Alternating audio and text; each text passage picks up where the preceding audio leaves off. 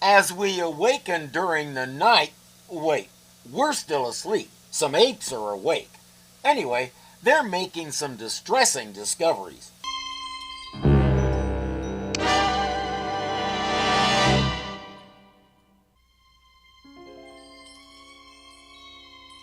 Help! Robbery! Police! Calling all cars. Calling all cars. Burglary at the Ape City Museum. Code 3. I feel a need to play the Dragnet theme. Calling all cars is a thing from the earliest days that police cars had radios, like the 1930s. Over the next couple of decades, police refined their procedures, and within 20 years we did away with calling all cars and replaced it with APB, the All Points Bulletin. Most recently, they replaced that with the BOLO, Be on the Lookout. But for some reason, it's not surprising that the apes are stuck way back in 30s jargon. I suspect they also danced the Charleston and the Jitterbug. This society is the goofiest jumble of various human time periods that you're likely to see for quite a while. Numerous other robberies are happening all over the city. You see, it's still there. Cornelius, look, it's gone.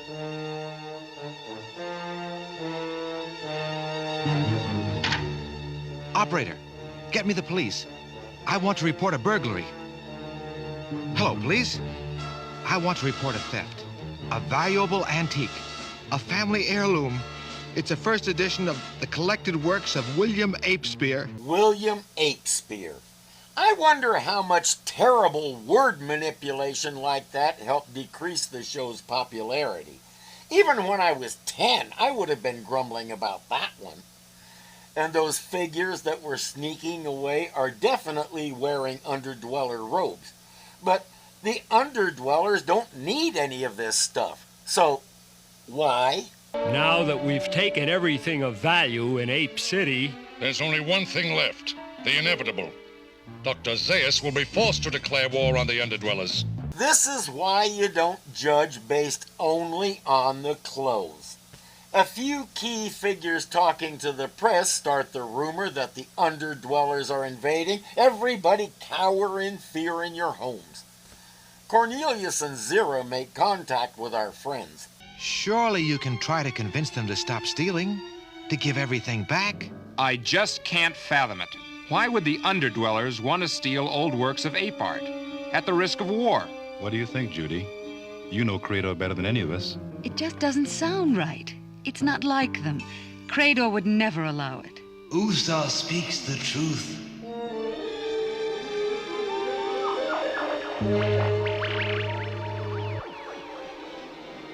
Look! A ghost! Wrong. The apes have television. This is just television without the need for the little box. It is against the law of the Underdwellers to steal. We did not take what you seek, but we do know where to find it. If you didn't do it, then who did? You must see for yourselves. Why? Because while Jeff, Bill, and Judy can easily believe Urko would do such a thing, Zira and Cornelius require a bit more convincing, even though they've already seen some of the extent of Urko's machinations. And bring the laser cutter, but for reasons I'm a little fuzzy on, Cornelius and Zira won't go with them. They head home. In the city, the council is meeting to hear what Urko has to say and decide if they should go to war. Urko is calling witnesses. In your own words, kindly tell the council exactly what you saw with your own eyes and the night in question. I was alone in my bedchamber when I heard a noise. I went to investigate, and then... And then what, Mrs. Von Gruen? And then I saw those great hooded creatures with glowing red eyes. All his witnesses describe the same figures and glowing red eyes. The council decides to declare war and tells Urko to get his troops ready. Their scientists will prepare a formula to give them glowing blue eyes so they can smash the Underdwellers with purple power. Those were the greatest single performances I've ever seen. Worthy of an Academy Award. To tell you the truth, I almost believed you myself. We heard about the Ape Lisa being missing, and now the Academy Awards. Our writers had no shame. In the Underdweller city, Crater has a separate task for Judy, so he mind transports her somewhere else. Bill and Jeff need to get busy. Where are you taking us? We go to the danger zone. Nah. Oh, why not? Hey, what is this? There's nothing here but a granite wall. Behind it is what you seek. How can you be so sure? This wall is at least 5 feet thick. They've seen what he can do with mind transportation and everything else, and they still ask. The fact that they're such slow learners makes me wonder how they got into the astronaut program. There is no mantle thick enough to hide the truth from us. See for yourself. Use your cutting tool. Gee, you think maybe that's why he asked you to bring it? Behind the wall is the ape burial ground. Urko has hidden all the goodies in a huge crypt known as the Tomb of the Unknown Ape. I won't even bother. The appearance of an ape guard in a military uniform confirms who's behind this. Let's get this info to Cornelius, but they better move fast. Urko's plan is already in motion.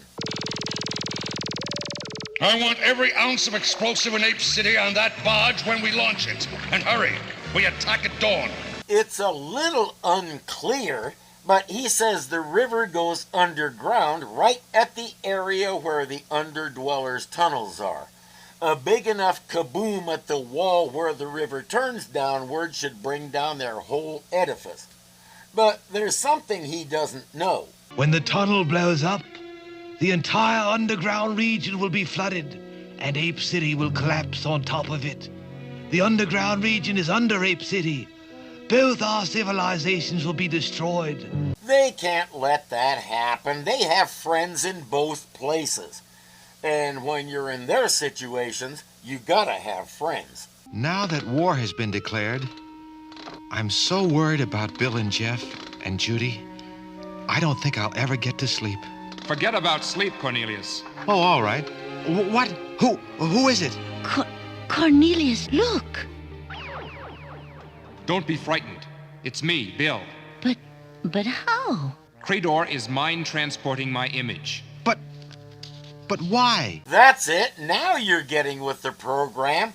How doesn't matter. Why does. Very soon, Cornelius and Zas are taking a trip to the Ape City graveyard in the middle of the night. Zas is not happy. You better not have gotten me out of bed to go on some wild goose chase, Cornelius. Oh, no, sir. I wouldn't do that. Amazing, Crador. You've hypnotized him. But how does he come out of it? When Dr. Zayas speaks, he will awake. He'll also tell the truth regardless of what the question is. I said Zayas isn't happy, but I have a feeling after he talks to this guy, he's going to be even less happier. Attention! Huh? What? Dr. Zayas? Yes, sir. What are you doing here? General Urko's orders, sir. We suspect this place could be a possible entrance to the underground region. The tomb of the unknown ape? Preposterous! Out of my way! But, sir, I can't let you go in there without an authorization from General Urko. Get out of my way, you fool! I command your commander! If I may digress for a moment, this was something that always bothered me about Disney's cartoon Aladdin. The first time Rasul arrested Aladdin, the princess ordered him to stand down. He said he couldn't because his orders came from Jafar. but the princess outranked Jafar in every way, so there was no reason she couldn't override his orders. It bothers me to this day because I have nothing better to do than wonder about dumb stuff like that. And by the way, Dr. Zas, that was just the appetizer. You, God! I suppose you have a perfectly logical explanation for all this. Yes, sir. It was all General Urco's idea.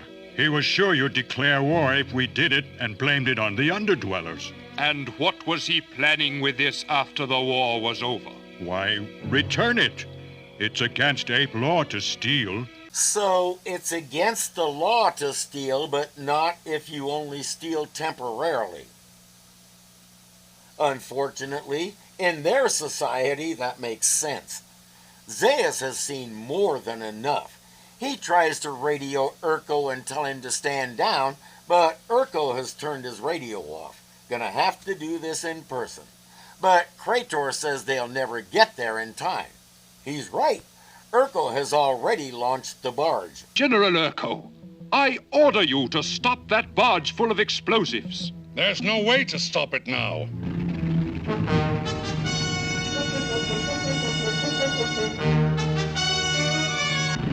Oh, there's always a way, you just have to find it. Neither Cornelius nor Zas know how. Bill and Jeff say, I think we can do something about it. Krator, mind transport us to it. Bill, look. We'll never make it. 25, 24, 23. Hang on, Jeff. I'm going to put it in reverse.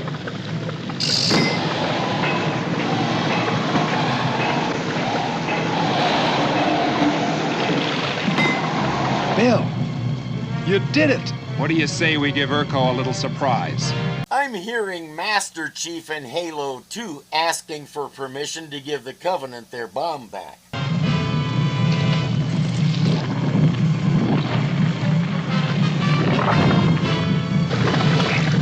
Turn the boat around. That's not how it goes. Urco has been counting down the seconds until the bomb goes off. General, look! The barge is heading back toward us. You're the general. Do something. I intend to. Run for it! Every ape for himself! Ah, yes, the mark of a true leader and not a pompous egomaniac. The explosion didn't destroy anything important, but it did have an effect. General Urco, there shall be a full Senate investigation held on this matter, but not until you and your accomplices return everything you've stolen, and personally. Ooh, that's gonna hurt worse than anything else, especially when he has to go to his hated enemies Zira and Cornelius and admit he stole their book. Zas knows how to let the punishment fit the crime. It is the decision of the council. Oh, I'm sorry, did I interrupt you while you're still dropping the hammer on him? That General Urco be suspended from duty without pay for 3 months.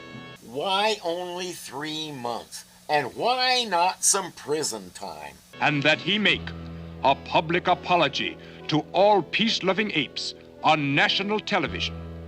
Power is something that must never, I repeat, never be misused.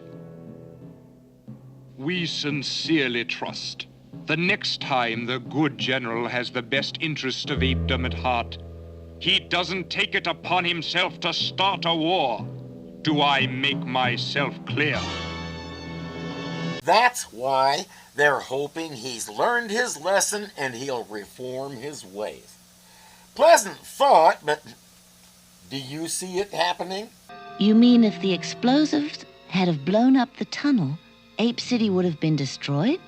That's right, Zira. I suggest you take that information to Zas while he's still pronouncing judgment on Urco. He may wish to make a few alterations. Another actually good episode where things were happening throughout. I didn't see any filler to speak of at all. We have one to go. Will we go out on 2 good episodes in a row? or will it remain one in a row? We'll find out next time. Thanks for watching, and I'll see you then.